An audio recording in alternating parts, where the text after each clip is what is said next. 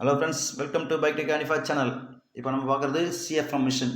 இந்த மிஷினில் என்ன விசேஷம்னா, சைலன்சர் மற்றும் என்ஜின் கேஸ் எல்லாம் க்ளீன் பண்ணணும், பெயிண்டிங் பண்ணணும் அப்படின்னும் போது அதிகப்படியாக உள்ள கார்பன் துகள்களை க்ளீன் பண்ணணும். பொதுவாக இப்போ சைலன்சரில் பார்த்தீங்கன்னா கேட்டலிட்டிக் கன்வெர்ட்டர் இருக்குது. என்ஜின் பிரிக்கும் போது இந்த சைலன்சரில் நம்ம எப்போதுமே க்ளீன் பண்ணுறது கிடையாது. ஸோ சைலன்சர் க்ளீன் பண்ணுறதுக்கு இந்த மிஷின் மூலிமா அதிக ப்ரெஷர் செலுத்தி நம்ம சைலன்சர் க்ளீன் பண்ணலாம். மேலே இருக்க பவுடர் கோட்டிங்கும் ரிமூவ் பண்ணிடலாம்.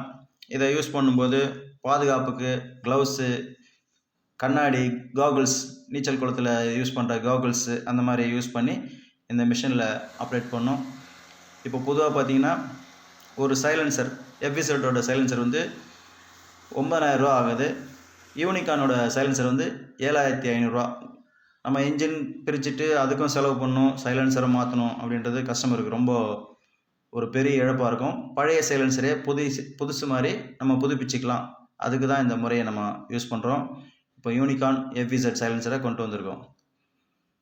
இது உள்ளே இருக்க கார்பன் துகள் மற்றும் மேலே இருக்க பெயிண்டிங் கோட்டட், அந்த பெயிண்டிங் கோட்டடும் ரிமூவ் பண்ணி புத்தம் புதுசாகவே நம்ம மாற்றிக்கலாம். அந்த சைலன்சரை கூட இருக்க மேலே இருக்க கார்டு, அந்த சின்ன சின்ன பார்ட்ஸும் க்ளீன் பண்ணி நமக்கு புத்தம் புதுசாகவே நம்ம கொடுத்துருவாங்க. இதை க்ளீன் பண்ணுறதுக்கு அதிக ப்ரெஷர் நம்ம செலுத்தணும். அதாவது மோட்ரு பைக்கில் வந்து நம்ம காற்று பிடிக்கிறோம், அதை விட பஸ்ஸில் வந்து 3 மடங்கு அதிகமான ப்ரெஷரை காற்று பிடிச்சா தான் இந்த பஸ்ஸுக்கு யூஸ்ஃபுல்லாகும். அந்த ப்ரெஷரை யூஸ் பண்ணி தான் இந்த சைலன்சர் ஃபுல்லாக க்ளீன் பண்ணுறாங்க. மேலே இருக்க கோட்டிங் எல்லாமே க்ளீன் பண்ணுவாங்க. நம்ம டூ வீலர் பார்த்திங்கன்னா பார் அளவில் 1, பிஎஸ்ஐ அளவில் 14.5 ப்ரெஷரில் நம்ம காற்று பிடிக்கிறோம். இதே இந்த சைலன்சர் க்ளீன் பண்ணுறதுக்கு 7 பார் யூஸ் பண்ணுறாங்க. அதாவது பிஎஸ்ஐ லெவலில் பார்த்தீங்கன்னா 101.53 ப்ரெஷரை யூஸ் பண்ணி இந்த சைலன்சரை க்ளீன் பண்ணுறாங்க. சைலன்சர் க்ளீன் பண்ணுறது பார்க்குறோம். தலை ஃபுல்லாக துணி கட்டிட்டு காகுல்ஸ் யூஸ் பண்ணி க்ளீன் பண்ணுறாங்க. மேலே இருக்க போட்டு போட்டுருக்காங்க.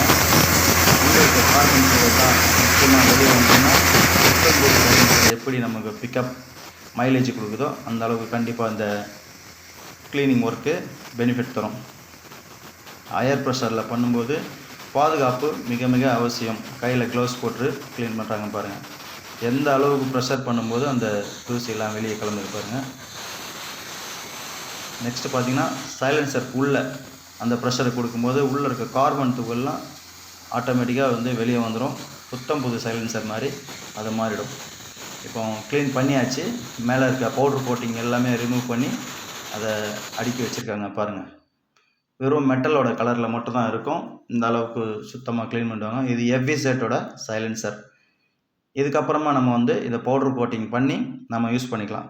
கிட்டத்தட்ட நமக்கு ஒரு 5,000 6,000 மிச்சம் பண்ண முடியும் ஒரு சைலன்சரில். அந்த அளவுக்கு இது டைம் எடுக்கும். இது டைம் எடுத்து பண்ணுறதுனால கொஞ்சம் கஸ்டமர்கிட்ட சொல்லிவிடுங்க. நெக்ஸ்ட்டு இது பவுட்ரு கோட்டிங் பண்ணியாச்சு. எந்த அளவுக்கு ஃபினிஷிங்காக வந்திருக்கு பாருங்கள். இதை கண்ணில் பார்த்தீங்கன்னா நீங்கள் புது சைலன்சர் தான் அந்த அளவுக்கு அது ஃபினிஷிங்கில் இருக்கும். நமக்கு ஒரு சைலன்சருக்கும் 5,000 ரூபா மிச்சம் பண்ணி கொடுக்கும். நம்ம பழைய சைலன்சரே நம்ம யூஸ் பண்ணிக்கலாம். இதுவரையும் நம்ம சேனலை பார்த்த அனைவருக்கும் நன்றி. நம்ம சேனலை சப்ஸ்கிரைப் பண்ணுங்கள், கமெண்ட் பண்ணுங்கள். நன்றி, வணக்கம். Bike tech Hanifa.